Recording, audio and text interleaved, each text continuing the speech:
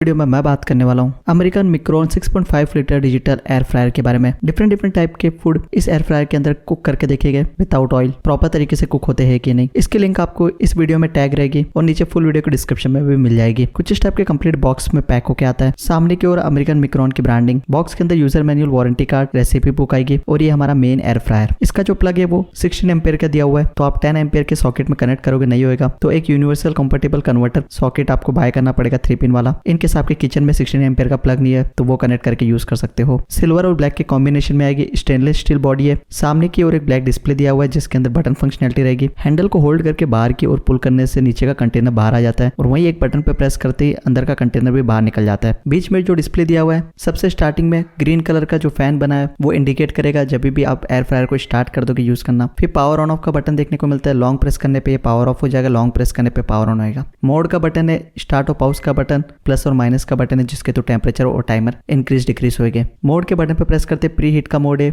जिसके अंदर 190 degree Celsius और 3 मिनट का टाइमर सेट है।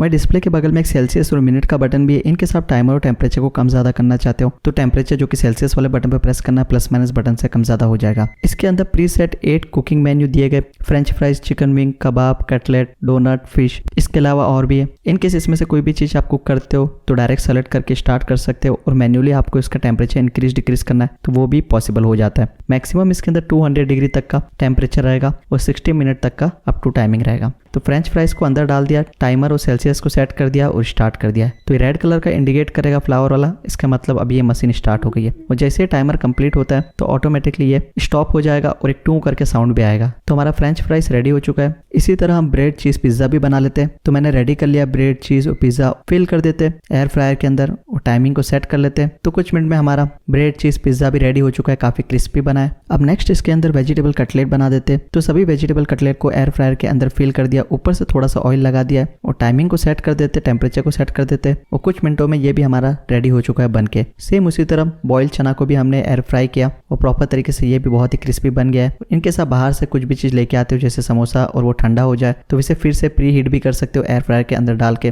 तो फिर से हमारे समोसे गर्मा गर्म हो गए। वही फिर से गर्म करने पे हमें ऑयल में तलना पड़ता है, पर एयर फ्राई होने के कारण हमें फिर से ऑयल में तलने की जरूरत नहीं पड़ती है। सेम इसी तरह मैंने सिंग जो कि पीनट को भी रोस्ट कर लिया और मेरे घर पे ऑलरेडी भेल बनाई हुई पर वो थोड़ी नरम हो गई, प्री हीट कर लिया जिसके कारण ये भी फिर से क्रिस्पी हो गई। इसी तरह आपके घर पे पापड़ हो गया या फिर कोई भी क्रिस्पी चीज है वो नरम हो गई, उसे प्री हीट कर सकते हो और बिना ऑयल की बहुत सारी चीजें भी बना सकते हो। क्लीन करना भी बहुत ही सिंपल है। रनिंग वाटर के नीचे इसके कंटेनर को रखना है और क्लॉथ से क्लीन कर देना, क्योंकि ऑयल ज्यादा यूज होता नहीं है तो ज्यादा गंदे भी नहीं होते हैं। तो हेल्थी लाइफस्टाइल के लिए एकदम बेस्ट एयर फ्रायर देखने को मिलता है। तो इसकी लिंक आपको इस वीडियो में टैग रहेगी या फिर नीचे फुल वीडियो को डिस्क्रिप्शन में भी मिल जाएगी।